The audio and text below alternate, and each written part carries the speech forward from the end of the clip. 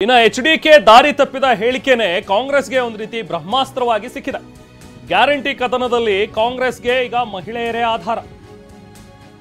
HDK ಹೇಳಿಕೆಯನ್ನ ಮನೆ ಮನೆಗೆ ತಲುಪಿಸಬೇಕು ಅನ್ನುವಂಥ ಒಂದು ಸೂಚನೆಯನ್ನ ಕೂಡ ಈಗ ನಾಯಕರುಗಳು ನೀಡ್ತಾ ಇದ್ದಾರೆ. ಕಾರ್ಯಕರ್ತರಿಗೆ, ಸ್ಥಳೀಯ ನಾಯಕರಿಗೆ ಕಾಂಗ್ರೆಸ್ನ ಮುಖಂಡರು ಸೂಚಿಸಿದ್ದಾರೆ. ಈಗ ಈ ಹೇಳಿಕೆಯನ್ನ ಚುನಾವಣೆ ಮುಗಿಯುವವರೆಗೂ ಕೂಡ ಜೀವಂತವಾಗಿಡಬೇಕು, ಮತದಾನದ ದಿನದವರೆಗೂ ಕೂಡ ಈ ಹೇಳಿಕೆ ಜೀವಂತವಾಗಿಡಬೇಕು ಅನ್ನುವಂಥ ಒಂದು ಪ್ಲಾನ್. ಮತದಾನದ ದಿನದವರೆಗೂ ಕೂಡ ಈ ಮಾತು ಪ್ರತಿಧ್ವನಿಸ್ತಾ ಇರಬೇಕು, ಜೀವಂತವಾಗಿರಬೇಕು. ಹೆಣ್ಣು ಮಕ್ಕಳಿಗೆ ಇದು ಮನದಟ್ಟಾಗಬೇಕು, ಮಹಿಳೆಯರಿಗೂ ಎಚ್ಡಿಕೆ ಹೇಳಿಕೆ ಮನವರಿಕೆ ಆಗಬೇಕು ಅನ್ನುವಂಥ ಒಂದು ಮಾತುಗಳನ್ನ ಈಗ ಕಾಂಗ್ರೆಸ್ನ ನಾಯಕರು ಹೇಳಿದ್ದಾರೆ. ಎಚ್ಡಿಕೆ ಹೇಳಿಕೆ ಚುನಾವಣೆ ದಿಕ್ಕನ್ನೇ ಬದಲಿಸಬಹುದು ಅನ್ನುವಂಥದ್ದು ಕಾಂಗ್ರೆಸ್ಗೆ ಚೆನ್ನಾಗಿ ಗೊತ್ತಿದೆ. ಯಾಕಂದ್ರೆ ಕಳೆದ ಬಾರಿಯ ವಿಧಾನಸಭಾ ಚುನಾವಣೆಯಲ್ಲೂ ಕೂಡ ಈ ಗ್ಯಾರಂಟಿ ಅಸ್ತ್ರಗಳು ಹೆಣ್ಣು ಮಕ್ಕಳಿಗೆ ಎಷ್ಟು ಚೆನ್ನಾಗಿ ನಾಟಿದ್ವು, ಈ ಗ್ಯಾರಂಟಿಗಳಿಂದಾಗಿ ಹೆಣ್ಣು ಮಕ್ಕಳ ಮತಗಳು ಹೇಗೆ ಕಾಂಗ್ರೆಸ್ ಪಾಲಾದವು ಅನ್ನುವಂಥದ್ದು ಕಾಂಗ್ರೆಸ್ಗೆ ತುಂಬಾ ಚೆನ್ನಾಗಿ ಗೊತ್ತು. ಸೊ ಹಾಗಾಗಿ ಈ ಬಾರಿಯ ಚುನಾವಣೆಯಲ್ಲೂ ಕೂಡ ಹೆಣ್ಣು ಮಕ್ಕಳ ಮತಗಳನ್ನ ಪಡಿಬೇಕು, ಹೆಂಗಸರ ಒಂದು ಮನಸ್ಸು ನಮ್ಮ ಕಡೆ ಇರಬೇಕು, ಕಾಂಗ್ರೆಸ್ ಕಡೆ ಇರಬೇಕು ಅನ್ನುವಂಥ ಒಂದು ಆಲೋಚನೆ ಕಾಂಗ್ರೆಸ್ದಿದೆ. ಸೊ ಹಾಗಾಗಿನೇ ಎಚ್.ಡಿ. ಕುಮಾರಸ್ವಾಮಿ ಅವರ ಒಂದು ಡಾಕ್ಟರ್ ಮಾದೇಶ್ 2 ಎಕರೆಯಲ್ಲಿ ಮೀನು ಕೃಷಿ ಮಾಡಿ 12 ಲಕ್ಷ ಲಾಭ ಗಳಿಸ್ತಿದ್ದಾರೆ. ನೀವು ಕೂಡ ಅವರಿಂದ ಕಲಿಬೇಕಾ? ಅವ್ರ ಜೊತೆ ವಿಡಿಯೋ ಕಾಲ್ ನಲ್ಲಿ ಮಾತಾಡಬೇಕಾ?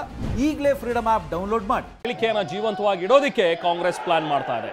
ಮತ್ತಷ್ಟು ಇದರ ಬಗ್ಗೆ ಡೀಟೇಲ್ಸ್ ಮತ್ತೆ ವಿಶ್ಲೇಷಣೆಯನ್ನ ಪಡೆಯೋಣ. ನಮ್ಮ ಪ್ರತಿನಿಧಿ ಪ್ರಸನ್ನ ಈಗ ನಮ್ಮ ಜೊತೆಗೆ ಜಾಯ್ನ್ ಆಗಿದ್ದಾರೆ. ಪ್ರಸನ್ನ, ಈಗ ಕಾಂಗ್ರೆಸ್ಗೆ ಒಂದು ರೀತಿ ಬ್ರಹ್ಮಾಸ್ತ್ರ ಸಿಕ್ಕಂತಾಗಿದೆ ಕುಮಾರಸ್ವಾಮಿ ಅವರು ಕೊಟ್ಟಂತಹ ಒಂದು ಹೇಳಿಕೆ. ಬಹುಶಃ ನೆನಪಿರಬಹುದು, ಕಳೆದ ಬಾರಿಯ ಒಂದು ಲೋಕಸಭಾ ಚುನಾವಣೆ ಸಂದರ್ಭದಲ್ಲೂ ಕೂಡ ಸುಮಲತಾ ಅವರ ಬಗ್ಗೆ ಆಡಿದಂತಹ ಕೆಲವೊಂದಷ್ಟು ಮಾತುಗಳು ಅದು ಹೇಗೆ ಮುಳುವಾಯಿತು ಕುಮಾರಸ್ವಾಮಿ ಅವರಿಗೆ, ಪಕ್ಷಕ್ಕೆ ಅನ್ನುವಂಥದ್ದು ಗೊತ್ತಿದೆ. ಸೊ ಹಾಗಾಗಿ ಬಹುಶಃ ಇದೇ ಅಸ್ತ್ರವನ್ನ ಪ್ರಯೋಗಿಸಬೇಕು ಅಂತ ಕಾಂಗ್ರೆಸ್ ಮುಂದಾಗ್ತಾ ಇದೆ. ಏನೇನು ಪ್ಲಾನ್ ಮಾಡ್ಕೊಳ್ತಾ ಇದೆ? ಹಾಗಾದ್ರೆ ಇದನ್ನ ಜೀವಂತವಾಗಿಡೋದಕ್ಕೆ ಚುನಾವಣಾ ದಿನದವರೆಗೂ ಕೂಡ ಏನ್ ಸೂಚನೆಗಳು ಸಿಕ್ಕಿವೆ ಈಗ ಪ್ರಸನ್ನ? ರೆಹಮಾನ್, ಕಾಂಗ್ರೆಸ್ಗೆ ತನ್ನ 5 ಗ್ಯಾರಂಟಿ ಯೋಜನೆಗಳ ಇಂಪ್ಯಾಕ್ಟ್ ಏನು ಅನ್ನೋದರ ನೇರವಾದಂಥ ಪರಿಣಾಮಗಳ ರಿಸಲ್ಟ್ ಸಿಗ್ತಾ ಇರಲಿಲ್ಲ. ಮತ್ತು ಹೋದಲ್ಲಿ ಬಂದಲ್ಲಿ ಅಷ್ಟು ಮಟ್ಟಿಗೆ ಈ ಒಂದು ಯೋಜನೆಗಳು ಇಂಪ್ಯಾಕ್ಟ್ ಆಗಿದ್ದಾವೆ, ಅದು ಮತದಾನವಾಗಿ ಅಥವಾ ಮತದಾರರ ರೂಪದಲ್ಲಿ ತನಗೆ ಲಾಭವಾಗಿ ಬರುತ್ತೆ ಅನ್ನುವಂಥ ಯಾವ ನಿರೀಕ್ಷೆಯನ್ನು ಕೂಡ ಕಾಂಗ್ರೆಸ್ ಇಟ್ಕೊಂಡಿರಲಿಲ್ಲ. ಆದರೆ ಇದೀಗ ಕುಮಾರಸ್ವಾಮಿ ಅವರು ಕೊಟ್ಟಂಥ ಹೇಳಿಕೆ ಆ ಒಂದು ಸ್ವಾಭಿಮಾನವನ್ನು ಸ್ಪಾರ್ಕ್ ಮಾಡೋ ಮೂಲಕ ಎಲ್ಲೋ ಒಂದು ಕಡೆ ಮತ್ತೆ ಗ್ಯಾರಂಟಿ ಯೋಜನೆಗಳ ಮೇಲೆಯೇ ಕಾಂಗ್ರೆಸ್ ಒಂದಷ್ಟು ಆಶಾಕಿರಣವನ್ನು ಇಟ್ಕೊಳ್ಳೋದಕ್ಕೆ ಕಾರಣವಾಗಿದೆ. ಇದೇ ಕಾರಣಕ್ಕೋಸ್ಕರ ಕುಮಾರಸ್ವಾಮಿ ಅವರ ಹೇಳಿಕೆ ಮತದಾನದ ದಿನದವರೆಗೂ ಕೂಡ ಜೀವಂತವಾಗಿ ಇಡಬೇಕು ಅನ್ನುವಂಥ ನಿಟ್ಟಿನಲ್ಲಿ ಕಾಂಗ್ರೆಸ್ನ ನಾಯಕರು ಮಹಿಳಾ ನಾಯಕರಿಗೆ ಮತ್ತು ಕ್ಷೇತ್ರದ ಅಭ್ಯರ್ಥಿಗಳಿಗೆ, ವೀಕ್ಷಕ ಸಚಿವರಿಗೆ ಸೂಚನೆಯನ್ನ ಕೊಟ್ಟಿದ್ದಾರೆ. ಮಹಿಳಾ ಮತದಾರರ ಸಂಖ್ಯೆ ರಾಜ್ಯದಲ್ಲಿ ಅರ್ಧದಷ್ಟು ಮತದಾರರು ಮಹಿಳೆಯರೇ ಆಗಿರೋ ಕಾರಣಕ್ಕೋಸ್ಕರ ಅವರ ಚಾರಿತ್ರ್ಯ ಮತ್ತು ಸ್ವಾಭಿಮಾನದ ವಿಚಾರದಲ್ಲಿ ಎಲ್ಲೋ ಒಂದು ಕಡೆ ಕೆದಕಿದಂತಾಗಿದೆ. ಇದೇ ಕಾರಣಕ್ಕೋಸ್ಕರ ಕುಮಾರಸ್ವಾಮಿ ಅವರ ಹೇಳಿಕೆನ ಇಲ್ಲಿಗೆ ಕೈ ಬಿಡಬಾರದು, ಅದನ್ನ ಜೀವಂತವಾಗಿ ಇಡಬೇಕು. ಪ್ರತಿದಿನವೂ ಕೂಡ ಒಂದಲ್ಲ ಒಂದು ಕ್ಷೇತ್ರದಲ್ಲಿ, ಒಂದಲ್ಲ ಒಂದು ಜಿಲ್ಲೆಯಲ್ಲಿ ಈ ಕುರಿತಾದಂತಹ ಹೋರಾಟಗಳನ್ನ ರೂಪಿಸಬೇಕು ಅನ್ನುವಂಥ ನಿಟ್ಟಿನಲ್ಲಿ ಸ್ವತಃ ಕೆಪಿಸಿ ಅಧ್ಯಕ್ಷ ಡಿ.ಕೆ. ಶಿವಕುಮಾರ್ ಅವರೇ ಒಂದಷ್ಟು ಸೂಚನೆಯನ್ನ ಕೊಟ್ಟಿದ್ದಾರೆ.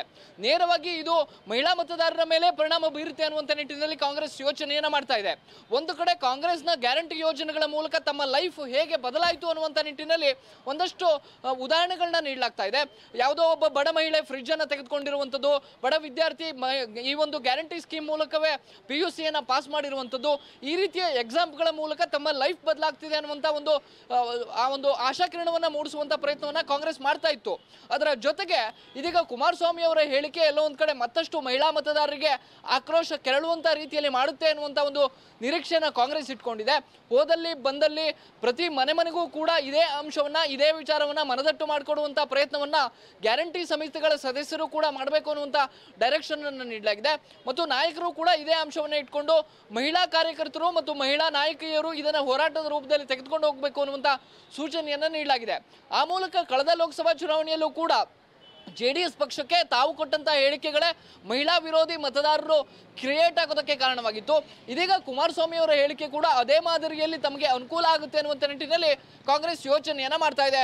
Rahman. Okay Prasanna, thank you ತಮ್ಮ ಡೀಟೇಲ್ಸ್ಗೆ. ಒಟ್ಟಿನಲ್ಲಿ ಈಗ ಕುಮಾರಸ್ವಾಮಿ ಅವರಿಗೆ ಇದು ಹೇಗೆ ಮುಳುವಾಗುತ್ತೆ ಅನ್ನುವಂಥದ್ದು ಮುಂದಿನ ಹಂತದಲ್ಲಿ ಗೊತ್ತಾಗುತ್ತೆ. ಬಟ್ ಕಾಂಗ್ರೆಸ್ ಇದರ ಲಾಭವನ್ನು ಪಡಿಬೇಕು ಅನ್ನುವಂಥದ್ದಕ್ಕೆ ನೋಡ್ತಾ ಇದೆ.